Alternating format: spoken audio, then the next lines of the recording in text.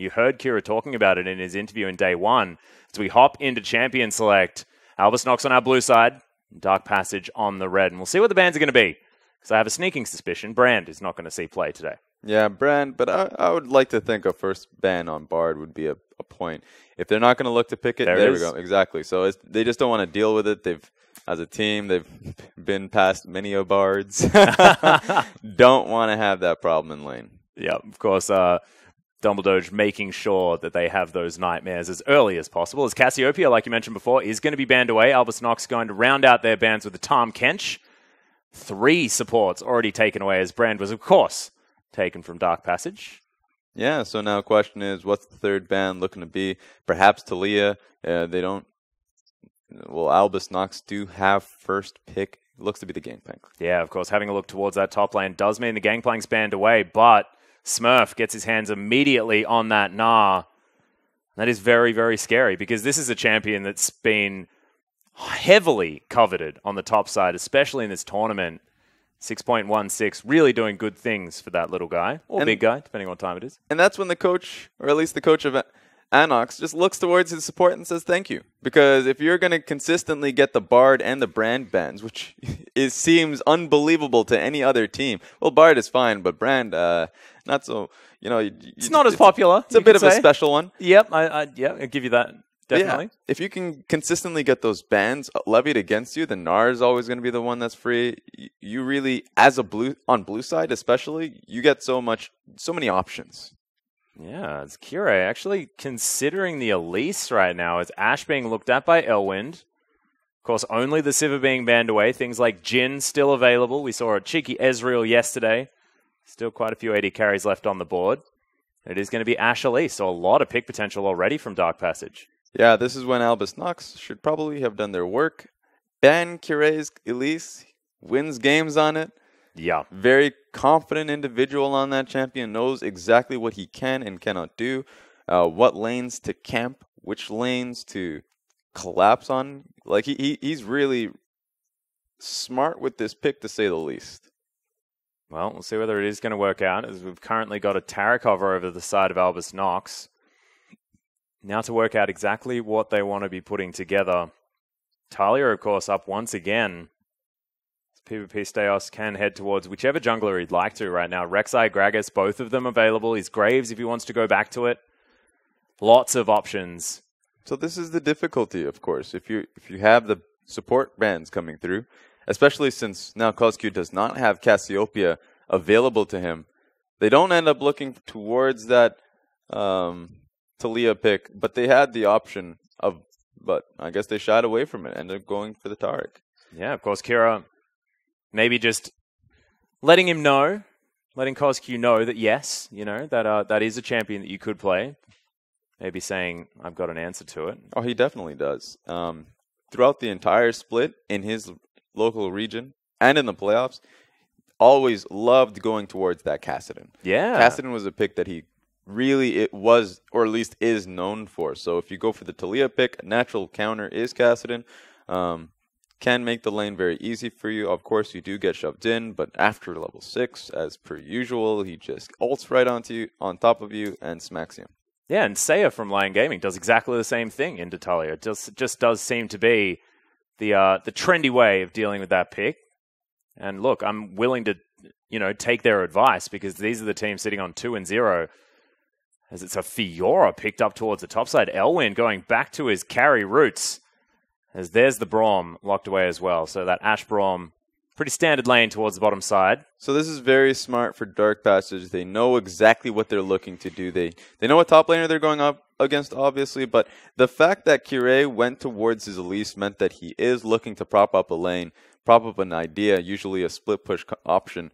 Getting a Fiora for you, especially if it's Fiora versus Gnar, that is very up and down, to say the least. If Fiora gets put behind, Gnar will smack her. Yeah. But of course, if Fiora ever finds herself snowballing in that matchup, then that will be a wonderful thing for Fiora. Gnar will not be able to survive in that matchup. So of course, securing the better 2v2 jungle top matchup up against a Gragas Gnar, really solid for them right now. Yeah, and I actually really like the Fiora pickup here as well. If Kire can get himself towards the top side, that is an incredibly potent gank combination, and even with the slipperiness of Gnar, going to be difficult to get out. But it is going to be the Jhin and Talia picked up here on the side of Albus NoX. That's a terrifying team composition as we see it fully completed. Yeah, a really strong team fight composition coming out of them.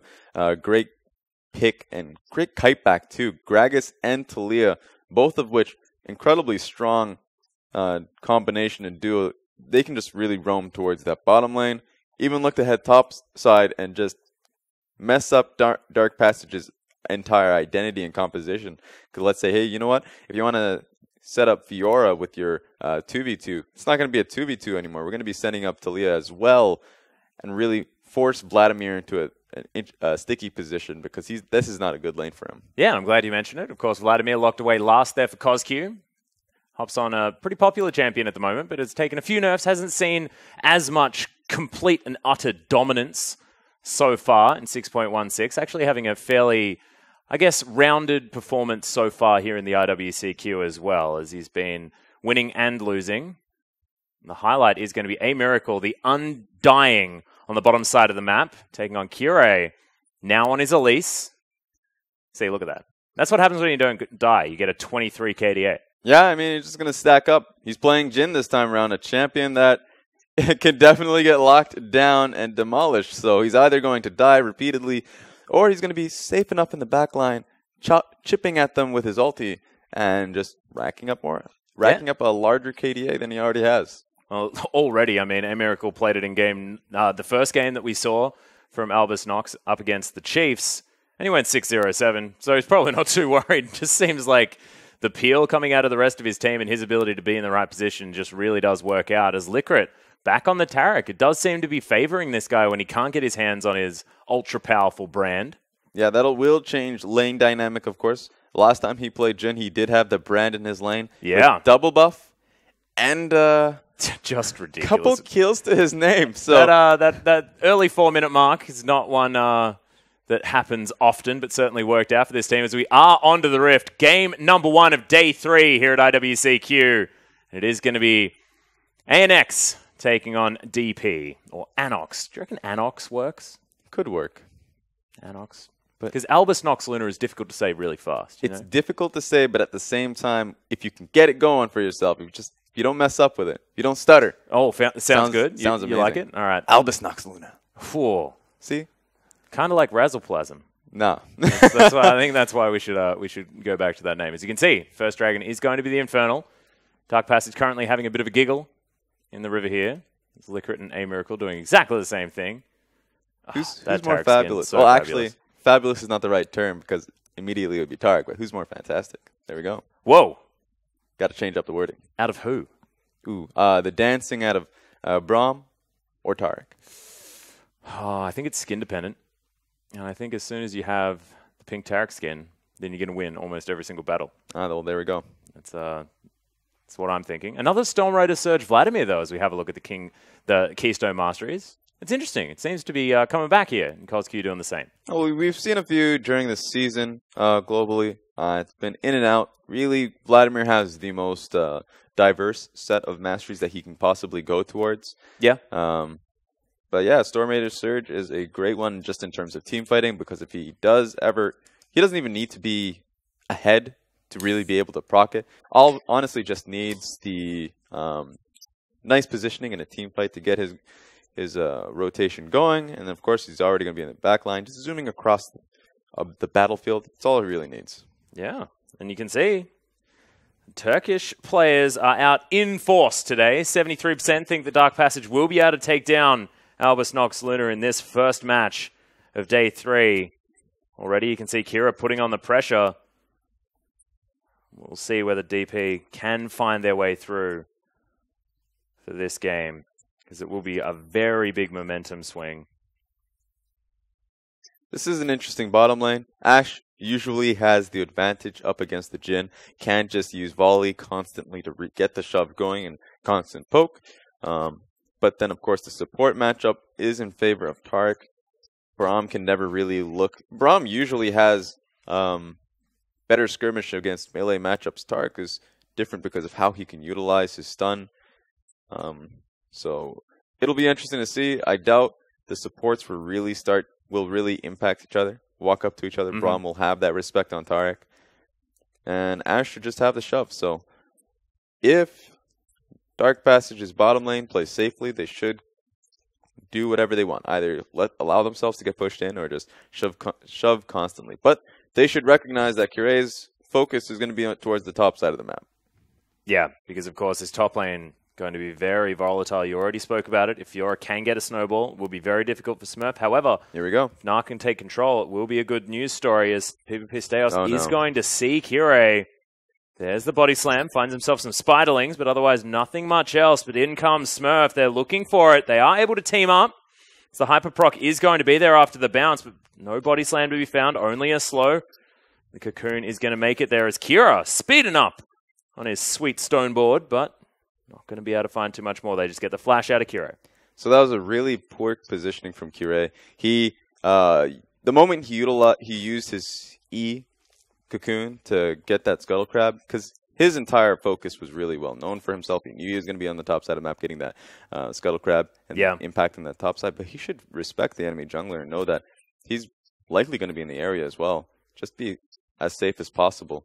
He would have recognized that he was there if he placed his trinket or even just threw his spiderling in that bush, just anticipating it.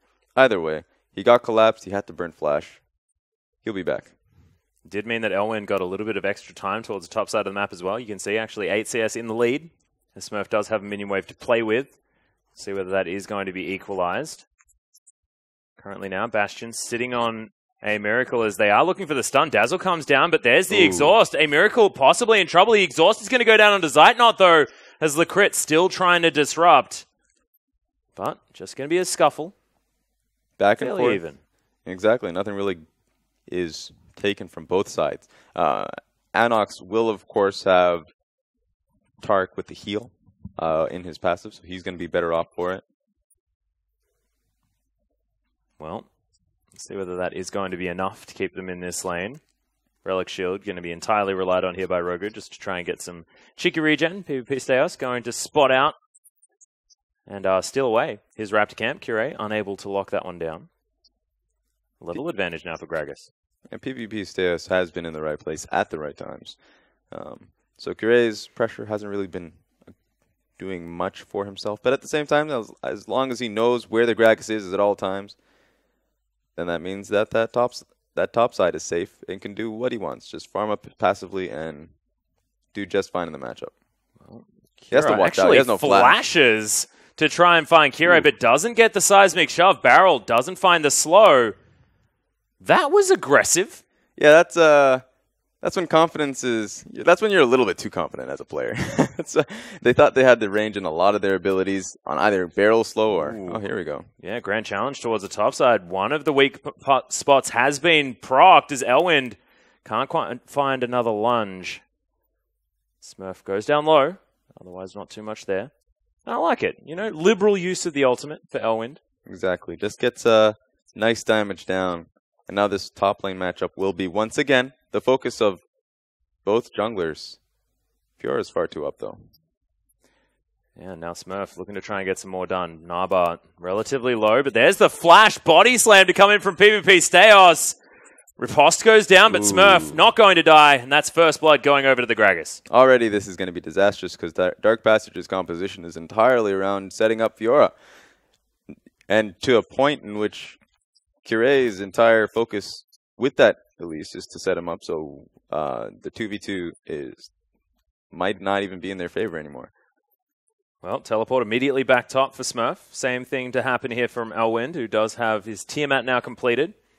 Looks like it is going to be the Frozen Mallet start here for Smurf this time, as opposed to that of the Black Cleaver. Yeah, Frozen Mallet would definitely be good. It's not a good matchup for him.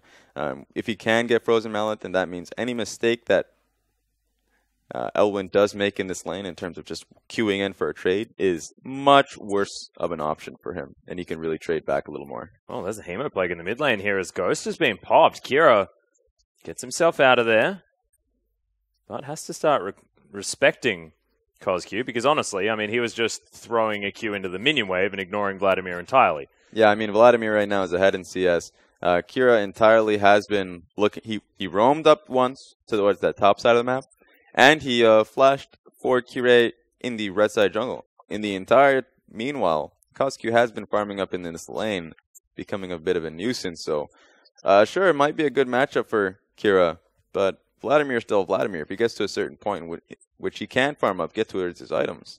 One thing I do like, though, is the fact that Kira is utilizing what makes Talia good in this particular matchup, because he can move around the map so much easier than that of a Vladimir. And just because of his abilities to move around, I mean, we're seeing it now. He's level 7. That bottom lane of Dark Passage have to back away. But yeah, top side, he went for it, and he did neutralize Kira's ability to impact that top side, as I did mention in Champ Select. And then now he's going bot side, so he's always impacting side lanes with his pressure whenever possible. Yeah, making sure that whenever he's in Fog of War, Dark Passage do have to play defensively. Have to respect the fact that that Weaver's Wall could come in at any time. It's Kira now sitting on top of his own ward, so knows that there's no vision on him. Yeah. Starting the back. We'll see whether he can actually find a successful gank here against the Narc. Cocoon finds a minion. Very smart positioning from Smurf through and through. He recognizes that PvP Stehos is in the bottom lane, so there's no reason for him to be aggressing further. Ooh, Dazzle actually comes down as Licorice does have the ultimate. It goes off. Also used by Rogu here as they get the invincibility, but it's not exactly utilized. As there's the curtain call. Nice Dazzle onto Zeitnot, but he misses the bullet. Can he find the next one? His exhaust goes down. Fourth bullet is eaten as Licorice just solos out Zeitnot on the back end. And Rogu is going to fall. A Miracle picks up the kill. And that's a 2 versus 2, 2-0 victory for ANX. A Miracle was isolated from the fight, being able to get the Zeitnot. But Licorice's hammer was just enough power to just smack Ash right out of there. And so, yeah, that 2v2 is in their favor. Yep, Zeitnot got razzle-dazzled to death, I think, is what we call it. Definitely. PvP Stehos now makes his way towards the top side. There's another look on Elwind. Already you can see it's close to a 2,000 gold lead here for Albus NoX Luna. No turrets to fall just yet. And it's just been synergy through and through. Jungle top lane synergy from Elwind and Kure, obviously not there. They are not teammates. It's really just temporary. So there's just been some, you can tell, miscommunication in when Fiora should press upwards and when not to. And then in the bottom lane, that just comes down to the crit. As I said, right now, Ashe and Braum should not be committing to these skirmishes. They are at a disadvantage. They should just be shoving up the lane and looking to pressure while top lane advantage goes through. But that's just what didn't happen. Curate currently looking towards that bottom side. There's the body slam. Ultimate comes down. Phenomenal riposte from Elwind. And that is nothing that's going to happen in the top lane. Exactly. I mean, he's a phenomenal player. Just off of that alone, they're going to be able to get this dragon. Kira's not going to let this happen, though. Oh, there's a seismic shove, but doesn't find it. Oh, Dazzle doesn't get there. Of course, the Deadly Flourish also didn't find the mark. There's Albus NoX Luna testing the dancing feet of Kire, and they pass a test. Certainly say. That was another movie of Mission Impossible right there. Yeah. With how many obstacles just came flashing at Kire. Definitely saw his life flashing before his eyes. I like how you use Mission Impossible there as well, and he's playing Elise, kind of like, you know, the big scene from Mission Impossible where he comes down from the roof. Oh, I didn't want to admit to this, but I may have referenced the movie, but I have not seen any of the actual movies themselves. That's all right. We can watch it later as there's a gank towards the bottom side. Rogu shoved back and destroyed. Kira is able to pick it up with the last bolt of the Q. And now Elwind looking for the 1v1. Riposte goes down. Flash comes in. Can he find it? And he does! Down from like 1 HP. And understood what he could get done. Elwind gets it. Now 1-1 against Smurf. That's amazing. Really well done, but the action's not done yet. It most certainly isn't, as CosQ now looking for this gank. Kira in trouble as PvP Stehos gets himself in front. Fantastic ult from Licorice. Stops that stun from meaning anything. And there's the curtain call to follow up. CosQ smacked back. Does, of course, have the pull as he has to flash afterwards. But there's the last bullet. And CosQ will fall down. Licorice gets himself the kill. And they'll grab themselves an Infernal Drake as well. Albus NoX Luna, they may lose their top laner, but still able to get the work done. Yeah, I mean, Qualification and Kure may have great synergy, but they can't win a 2v4.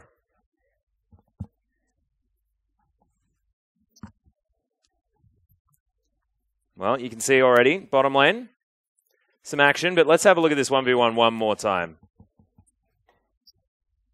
Yeah, so one big point here is that Elwin, here's the thing about Gnar versus Fiora, is that this matchup is fairly good for Fiora, but at the same time, Smurf can take it over at any time, any opportunity. Yeah. It's Elwind, once again, playing aggressively.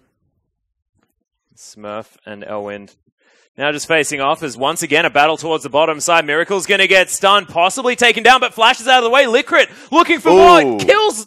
What the heck? Zeitnot just cannot get away from this Taric. And Rogu is able to make it to safety, but in the end, ANX still winning. Yeah, I mean, here it just comes down to Licrit and A Miracle. They've played really well together through and through for the entirety of this season, and they have a positive matchup. They're going to keep winning that 2v2. Smurf and Owen still going at it. There's the riposte. Maybe there could be a gank attempt possible here as Kire makes his way in. It's a 2v2. Elwin goes down early, though, and Smurf tries to get out of the way. There's the grand challenge that went off, but Kire now looking to try and get the 1v1. Not sure whether he can as PvP Steos gets work in. He's just working around the minion wave. Doesn't really find well the slow with the barrel. Now will get the bonk. No, he won't. Because there's the cocoon. Kira comes up. They've actually caught him underneath this turret. Seismic shove. And that is going to be Kira easily able to grab that kill. But can Kozq actually get anything back? Because there's no CC to come out of this, Vlad. And there's the Hemo Plague. Licorice comes in. Just heals him. Everything's going to be fine. Yeah, so Vladimir's not going to be there on time. That's just not how the matchup works. Kira is always going to be up to that top side first. And so it just comes down to the fact that Vladimir just needs to be able to shove mid.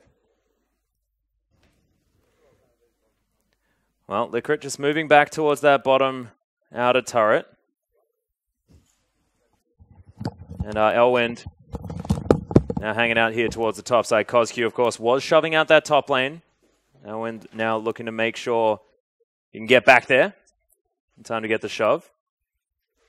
Licorice and A Miracle now moving back towards the bottom lane, and everything's still just standard. 3,000 gold in the lead. But Albus NoX Luna still very, very comfortable. There's a weave as well coming in towards the bottom lane. And once again, Rogu is able to stand behind his AD carry this time. So he should still be okay. Didn't have the flash, of course, so good idea from Albus NoX Luna. Once again, Kozq is rotating because the wave is just not there for him to take. He's checking to see if he can do anything, but Kira, once again, able to get to that bottom side of the map. Sure, he didn't get a flash going for anything, but once again, just great pressure. Yeah, and can just make his way back towards the mid lane. Will be able to continue farming absolutely fine. He's only down by about 8, as he's just been everywhere on the Rift. Zeitnot takes about 1 billion damage from the grenade. Ooh, they're going for the 1v3 now as A Miracle's in trouble. No ultimate to come down from Licorice just yet, as he does get the stasis. And there's going to be the follow-up stun. Can Kira actually get the work done here? As Riposte is going to slow down the Taric, and they get the shutdown. Now Kira trying to kite this one out, but ANX caught with their pants down and lose their bottom lane. And Dark Passions commit to the play. Even though they did not need Elwind, they went for it anyways because now they have 4 people. They're just going to be contesting for this tower. Well, we'll see where the tower can actually fall down. Cocoon lands at Kira at max range. He takes a lot of damage from that volley, but not able to find the kill. Elwind still walking away. Would definitely have been much better for Elwind to cancel his TP. They had the kill. They could have just, if any other skirmish, if Gragas had rotated bot side with Kira, then they would have just disengaged and his lane would have been saved. But it looks like now he does lose his tower in this matchup. It could be a good point for him now that he can either freeze up or he can put himself in the longer lane up against Gnar. Well, PvP just hanging out towards the top side, stealing away Raptor camp. Kira makes his way back towards the mid lane once again. 2-0-1, but unable to save that turret. First turret blood, of course, going down to Dark Passage.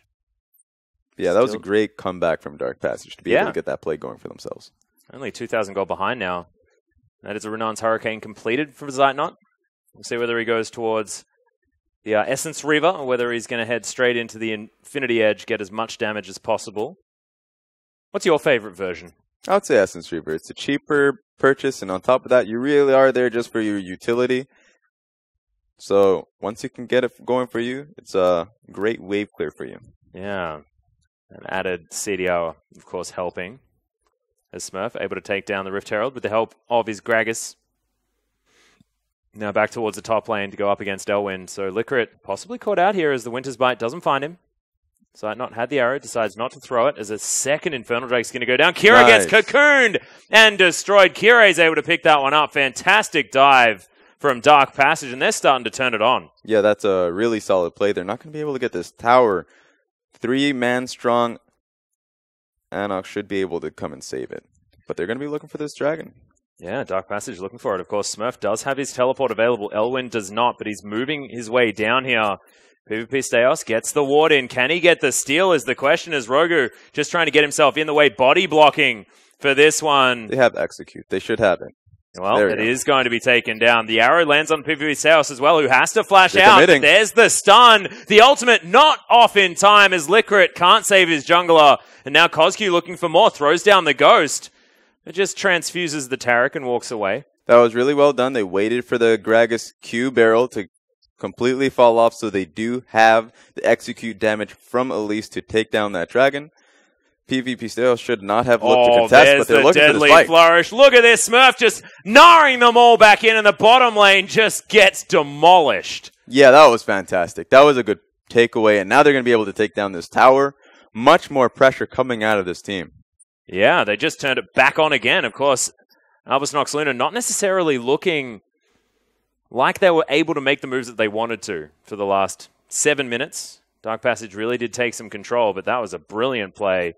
Smurf utilizing his lead. PvP Steos was able to give him. You can tell both of these teams are incredibly even. Taking great trades for themselves. Now, sure, Elwyn did take red for him. This is really good because Smurf not only did he get himself a lot of gold from these 4 assists from these fights, but at the same time, he has...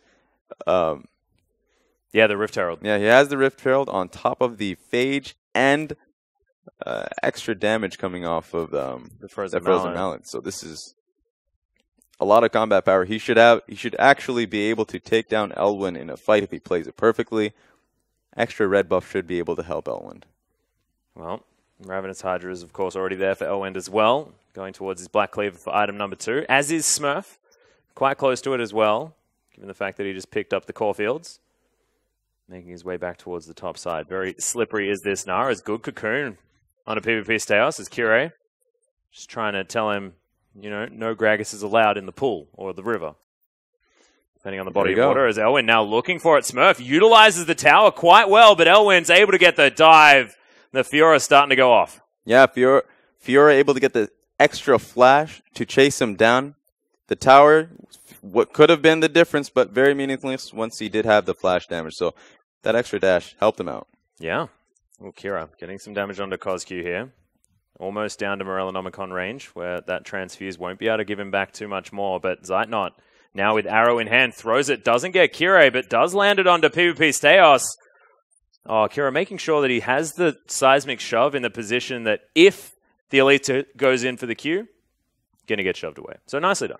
Exactly. And so even though right now Dark Passage are in a gold deficit, they are in a lead in terms of how easy they are able. Oh, there we go. Yeah, Curtain Call actually used in the middle. Like, what the heck? The 4th bullet just destroys Rogu. Volley down there as well. Zeitnot at least slows the approach of ANX, but PvP Steos stills once more. Oh, nice. Throws down the ultimate, was predicting the flash. Seismic shove walked out of, but Kira has his waiting volley and throws it into the back of his head. Kozq now trying to run away, but A-Miracle's able to pick up that kill. And Albus NoX Luna just group up and destroy. Yeah, one by one they fall. And at that point, just before all of that, Dark Passage was in a really good position to snowball that top lane matchup, and they could really look to just play it easily from there. But they've lost 3 people, and now it looks like their Baron is a point of contention. Yeah, Cocoon just flies through. Kire, we'll see whether he can actually get anything done here. Not avoided with the repel. As Smurf just playing defense, trying to keep this Spider Lady out of there. And of course, as soon as the repel was used, the Baron then not an option. Kira is going to fall down. Baron secured by PvP Stayhouse as Elwin now looking to try and clean up. As the ultimate goes down, can Lacrit survive this as they get the stasis? Good body slam as Elwin still cutting this one out. It's a triple kill. Can he get anything more as he does eventually fall down? Rogu's going to fall as well. And the double's the answer as Smurf and Lacrit still with the Baron are able to get out of there. So once again, Albus NoX Luna are able to save the game for themselves. They may have had the goal lead, but Nar was in a really difficult place. They grouped up, they were able to get 3 kills, and put themselves in a perfect position for that Baron. Now, Kire had a great opportunity for himself to steal. He did have execute damage, but they just did not allow it to happen. Smurf walk over that Baron pit, decided to completely make it difficult for him. So the only option... I like the fact that he threw out the Gnar, making sure that the only way to avoid it and avoid dying is to use Repel, which is your way into the Baron pit. Exactly. So the only other option was a flash, and if he's going to flash Q, then he really needs to be confident in it. Wasn't going to be able to get it. Yeah, it didn't happen that time around, but Elwind, of course, managed to get himself 3 kills. So as far as split pushing is concerned, that win condition still alive for Dark Passage. But that's just a bit of a synergy / team play thing. If they didn't start dying randomly in that in mid lane, they would not find themselves in this position. In fact, Dark Passage would have been in a really good spot right now for this Fiora. Well, speaking of the Fiora, now showing out that top wave. Curtain Call comes out in the mid lane, and there's the Weaver's Wall. They're actually just fish in a barrel right now as Zeitnot gets popped under the turret. Rogu has to flash as Kozq eventually makes his way in. It takes a fair bit of damage from Kira off the back end. Only that 1 kill, but can it be enough to take down this inner turret? PvP Stayhouse just tanking up the CC. Doesn't really care as A Miracle, last bullet, really able to do the work under the turret. I mean, Zeitnot died with flash heal. He could have actually had flashed over that wall, so he definitely paid for that bit of greediness. Yeah, able to use the pull in time, gets out of the shove. Now Albus NoX Luna looking for this inhibitor turret. Last bullet lands, and that's a lot of damage. Hemoplague just to try and get them out of here, but it's not going to work. Of course, the Taric answer to the Vlad definitely there. So you can utilize that ult. PvP Stayhouse is going to get stunned, but he's not the target that they want. Ult comes out from Rogu as well as Dark Passage just throwing abilities at ANX, but doesn't seem to matter. Yeah, Stayhouse is far too tanky, but they're going in. Goes Kozq. Not able to get a kill just yet as Licorice trying to play frontline. Kira taken down in the end. Good exhaust onto the Vlad, who's going to pop with that Duskblade. PvP Stayhouse grabs the kill. That's one for A Miracle as Licorice picks one up at the same time. Rogu now with the Unbreakable. Elwin makes his way in the backline. This is the raid boss that ANX have to deal with. He picks up the first kill onto A Miracle. Licorice now running away. He gets taken down as the Winter's Bite connects. Ultimate comes out of PvP Stayhouse, but I'm sorry, buddy. I have a feeling you're going to die, and that's Elwin picking up the kill. Yeah, that's a lot of kills from him. He picked up 2 kills in that fight. He is 9-3-2. That one savior for Dark Passage is going to be in this Fiora. It's going to be really hard to effectively play out in team fights. So he really wants to set up this split push positioning, but now that they've lost Inhib in mid, it feels like he does not have that option for quite some time. Yeah. Definitely worrying. Teleport going to be available first for Smurf, which is also important. Oh man, Bloodthirster done for Elwind. Double lifesteal item Fiora is despicable. It really is. And it's too much sustain. Raz? Too much. My personal opinion. I mean, Nar's going to be feeling the same if he has to deal with it, but right now Smurf has been smart in how he deals with the matchup. If it's positive for him, he takes it. But generally, he has been looking to just group up with the rest of his team. Group mid, go for that good old ARAM. Yep. And just deal with it from there, because the best way to deal with a Fiora is to just play it out in team fights and look to just lock her down. Yeah, and try and get the focus on her when she's not using her riposte. As Elwin finds Kira, will he get the shove in time is the question. Does get thrown away. So Elwin gets a flash. Yeah. Not only flash, he's going to lifesteal that back up, so that trade really just did not mean much to Elwin at all. Yeah, Kira actually forced to go back to base as A Miracle and Liquid pushing up this bottom side. There is an inner turret to take down, and Smurf has the aid of Super Creeps helping him shove this one back out, but Elwyn does have a lot of damage. Kira in there as well. Zeitnot turns up. They will be able to grab the turret against the tide of those supers. Smurf now actually wants to find his way through. Weaver's Wall going to knock them out. Good bounce comes in as the Grand Challenge not going to deter Smurf, who's looking for the ultimate. Can he find it, though? He just gets blown up. As we can see, Elwind was able to pick up that kill. Kira, of course, still offering damage from the back end. Let's have a look at it. Yeah, and the fact that he was able to get... Yeah, just ridiculous. I mean, the Dazzle was there, and look at the Grand Challenge healing up the rest of Dark Passage as they turn this one around. In goes KOZQ into the back line. We'll see whether he's going to be able to get anything done as Kira bounces back up. KOZQ, A Miracle. Wow, what kiting. Fantastically well done. PvP Stale still trying to take control. Kira still alive towards the top end. A Miracle trying to get out of the way of Elwind, who does get the lunge and grabs the double kill. He's falling down low. Kira grabs it, chucking a volley over the top. And it's 2 versus 2. Jungler and mid laner versus mid laner and support. Now KOZQ. Whoa, that range. A little bit close. It's an even trade in the end. Yeah, Dark Passage have to back away. Big point was the fact that Gnar was not up against the wall when he did get stunned up. And so the Q, the final Q, the one proc coming out that was really needed for Elwyn, ended up getting. So he was able to proc up the healing for the rest of his team. It was not a hard advantage for his team, but at the same time, they were right back into this game. Yeah, they most certainly were. A Miracle as well, kiting out KOZQ, making sure that he couldn't get into that backline like he thought I personally thought he would be able to do with the flank that he had. But A Miracle surviving for long enough. Zeitnot, of course, not having the game that he wants. 0, 7, and 6, but it's all about Elwind. He's got a pretty strong back against Albus NoX Luna right now. Weaver's Wall is going to come in there, looking to try and lock down someone. Kira doesn't hop on the wall. You can just keep spamming that. So he's been actually very on point with his Weaver's Walls throughout and just dividing the rest of his team, or the enemy team at that. Yeah. Well, now split push continuing on the bottom side. We'll see whether Smurf can keep this inner turret alive as Zeitnot, he's splitting in the mid lane. Ooh, this We've got a is really 3-1-1 situation happening. He's fighting up against super minions. Or at least that was the last wave that he went through. So this is actually going to be an interesting trade. Well, he's on the inhibitor turret. Of course, Meganar is going to be there. Smurf looking for it. Arrow lands point blank rage, but you can see Albus able to take down this inhibitor turret on the top side. The Ashe is able to take down the Gnar when, of course, the Fiora turns up. But now, can Dark Passage save this inhibitor? That's the question.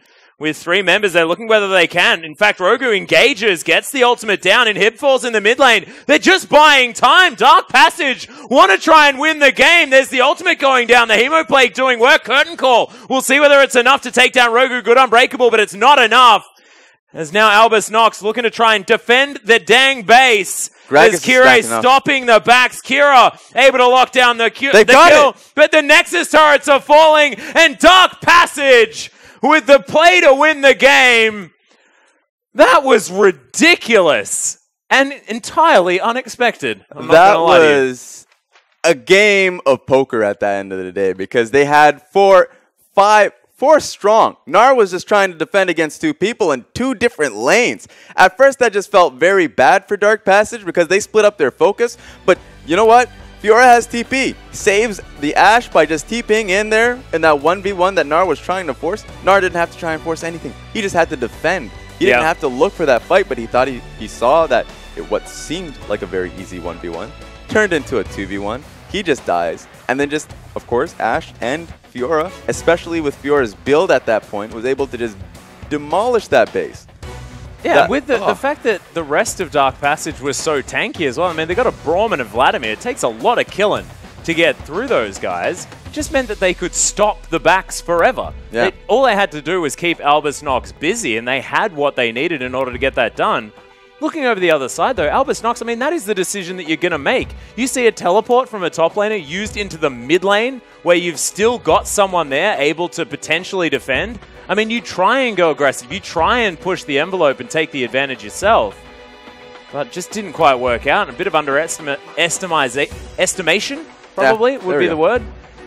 When it came to the amount of damage that they could do. As we're having a look at some of these fights, and it was very scrappy.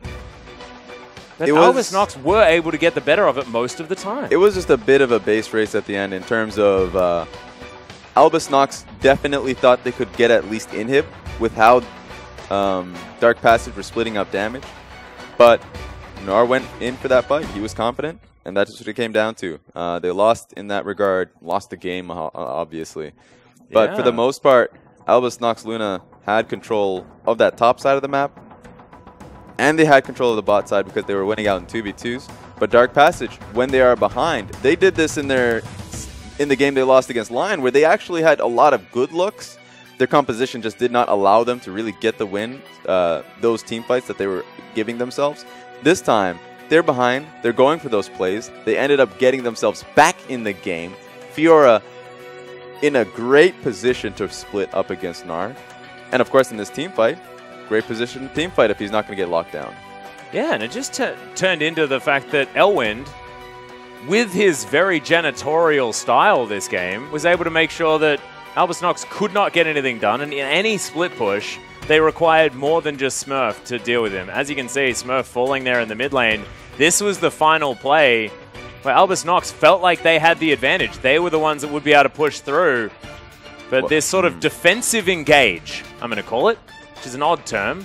I mean, the moment they lost Gnar, they had lost a lot. That was really, really damaging to them.